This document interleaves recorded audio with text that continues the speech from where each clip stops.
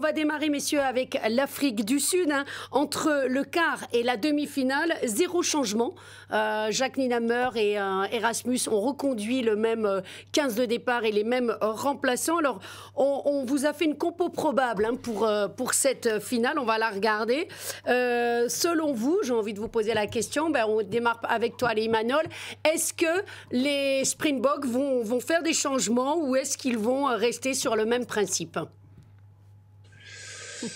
Moi, je pense qu'il va y avoir des changements, peut-être au niveau de la charnière, sachant qu'ils annoncent quand même des conditions météorologiques similaires à celles de samedi dernier, donc avec un peu de pluie, ça va être plus compliqué de jouer. Puis on a vu Libok qui était quand même très approximatif dans son jeu au pied. Il a été sorti avant la mi-temps, il me semble. Ouais, 31e. Voilà. Donc c'est possible qu'on ait le retour peut-être de Faf de Klerk et de Pollard en numéro 10. Je pense que devant, ça ne va pas bouger. Sur la composition après du banc, peut-être qu'ils vont rester sur la même formule. Voilà, avoir deux charnières, ça leur permet d'avoir une adaptation au niveau du jeu, d'avoir une équipe un peu caméléon. C'est qu'au niveau stratégique, ils sont quand même très performants depuis le début de cette Coupe du Monde. Mais on sait aussi que Erasmus, il aime bien les petites surprises, donc peut-être qu'il y aura des changements dans la composition d'équipe. Philippe, selon toi, des changements, parce que peut-être qu'ils vont aussi manquer de fraîcheur. Hein. Ils ont eu un gros quart de finale, ils ont eu, on l'a vu, encore une grosse demi-finale. Oui, mais ils ont décidé aussi de jouer sur ces matchs-là avec les suppléants qui étaient devenus titulaires. En fait, ils avaient inversé un petit peu, donc est-ce qu'ils vont le garder? C'est possible, puisque ça a marché. Le fait de terminer avec des joueurs qui sont plutôt titulaires, donc à voir. Donc toi, tu penses qu'ils remettraient la même charnière? Peut-être qu'il y en aurait 1 sur 2. Avec peut-être Pollard qui peut faire le match en entier. Et en demi de mêlée, voilà. Ouais, il peut alterner encore que la paire de demi avec le blondinet de Klerk, et Pollard, je pense que bon, c'est une paire de demi qui tient la route, qui permet à l'équipe d'avoir beaucoup de confiance. Ils ont sur le jeu des Springboks, je pense qu'ils ont une autorité. Donc, et puis à moins qu'ils soient fatigués après, il pourrait y avoir un remplacement. Alors que ils ont inversé les rôles sur les derniers matchs. Voilà, donc c'est dur à savoir que voilà. Mais sinon après. Non, il y a une équipe qui fonctionne vraiment à 23. On l'a vu notamment contre l'Angleterre où ils ont très très bien terminé, alors qu'ils étaient vraiment en difficulté. Donc ça amène de la confiance pour le staff. Hein. Oui, justement, il l'a répété, hein, Jacques Nienaber, Jérémy, c'est l'apport du banc pour lui. Aujourd'hui, il n'y a pas d'équipe A, il n'y a pas d'équipe B. Ouais, et puis il le matérialise, quoi. C'est vrai qu'entre l'Afrique du Sud et la Nouvelle-Zélande, c'est un peu deux salles, deux ambiances sur les annonces de composition d'équipe. On a très peu d'hésitation, de doute sur les All Blacks. On en a beaucoup plus sur les Springboks. Pourquoi? Parce qu'ils nous ont habitués depuis maintenant plusieurs années, Nienaber et Erasmus, quand même, qu'on va associer à la chose, parce que Erasmus, ça reste le cerveau un petit peu de tout ça. Ils ont été habitués à beaucoup s'adapter à l'adversaire, au contexte, à leur force du moment. Finalement, la principale surprise, ça a été qu'il n'y ait pas de changement entre le quart et la demi. Là où eux, on fait énormément de changements. On parle du 15 de départ, mais tu as raison, tu parlais du banc de touche. Ils nous ont fait un 7-1 contre l'Irlande. Ils ont été champions du monde il y a 4 ans avec un 6-2. Là, ils nous font un 5-3 sur le quart et la demi. Ils nous déboussolent un petit peu par moment, mais force est de constater que c'est efficace. Et là, on se demande vraiment ce qu'ils vont faire, parce que je pense qu'avec du recul, ça a été une erreur de ne pas faire de changement entre le quart et la demi, qu'ils ont failli le payer cher, et notamment Emmanuel le soulignait, sur le choix de la charnière. Et s'ils ont très rapidement fait rentrer Pollard, vu les conditions climatiques, c'est peut-être ce qui les a sauvés, et c'est peut-être ce qui va les pousser cette fois à démarrer avec ce genre de joueur dès le coup d'envoi.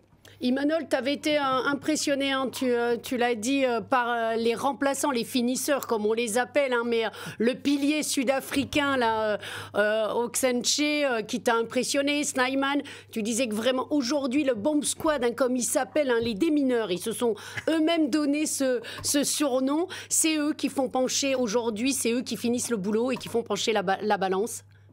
Ah, on a une invitée surprise. Salut. C'est le finisseur chez Emmanuel. C'est la surprise pour la composition de samedi des Springboks. Il va jouer, vous ne le savez pas encore, mais il va jouer. Dis bonjour. Non, mais ce qui est impressionnant avec cette équipe des Springboks, c'est qu'il n'y a pas d'ego mal placé. Voilà, Libok, il sort à la 31e, il dit rien. Nous, si on fait ça avec un joueur français, je pense que ça prend des proportions monstrueuses. Et là, il n'y a pas de titulaire, il n'y a pas de remplaçant. Tout le monde est là pour l'équipe et pour remporter cette Coupe du Monde. Donc, je pense que même l'entraîneur, même Erasmus, il n'est pas là pour dire j'ai eu la bonne stratégie ou j'ai pas eu. Il fait les choix en fonction de ce qu'il voit et il prend les décisions. S'il faut prendre une décision de la 10e, il la prend. Voilà, il utilise aussi parfaitement la règle. On l'a vu sur les changements en fin de match contre l'Angleterre. Alors certes, ils ont besoin de tout pour gagner les matchs, mais ils savent utiliser la qualité de leur groupe, l'humain, ils savent utiliser la règle. Ils ont un banc quand même qui est phénoménal, hein, qui a fait la différence sur pratiquement tous les matchs de cette Coupe du Monde, avec notamment Ox Enche, le pilier gauche sud-africain, qui a roulé sur tout le monde, même si sur la dernière mêlée contre les Anglais, il aurait pu être sanctionné. On a vu que voilà, il y a un ascendant aussi psychologique. Ils arrivent à revenir dans les matchs même quand ils sont en difficulté et petit à petit, ils arrivent à marquer des points et puis à l'emporter. Alors la marge de manœuvre, elle n'est pas énorme, mais ils sont en finale. Et moi, je pense que sur cette finale, ils ne seront pas fatigués parce que quand on joue une finale, on n'est jamais fatigué. Ah, c'est vrai ça, Philippe? Tu joues une finale, écoute, tu l'as joué en 87. Emmanuel, en 87, on a eu un petit coup de mou à la 60e. Quoi.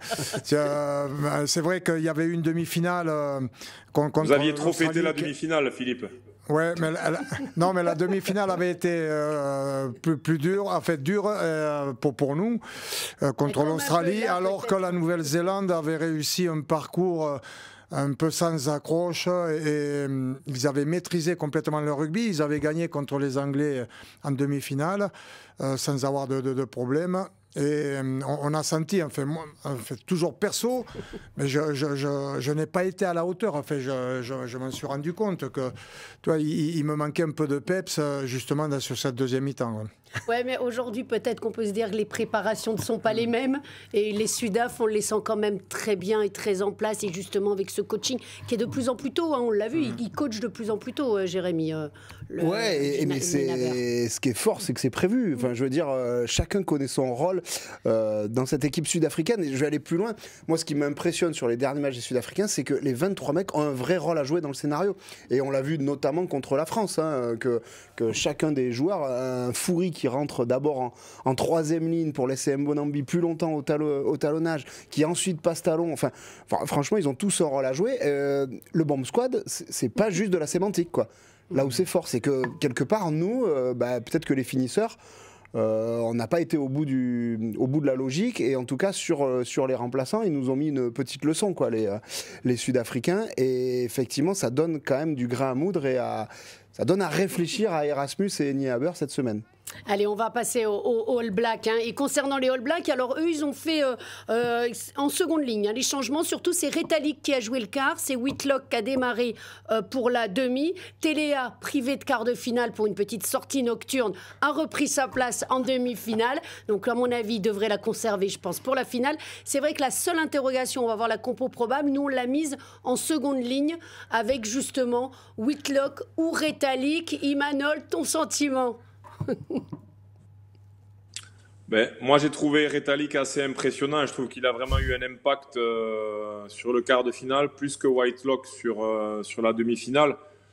Maintenant, encore une fois, je pense que ça va dépendre aussi des conditions. Et vu que ça va être un peu plus gras et peut-être ça va se jouer un peu plus dans le combat fermé. Donc Whitlock, il est aussi précieux à ce niveau-là.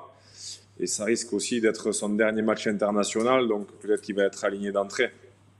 Ouais, c'est vrai que Jérémy, on peut s'attendre peut-être pour sa DER, vraiment, non? Bah, écoute, là, avant de faire l'émission, j'ai interrogé notre spécialiste de la Nouvelle-Zélande sur cette Coupe du Monde, qui est Nicolas Hugo, que connaît bien Philippe.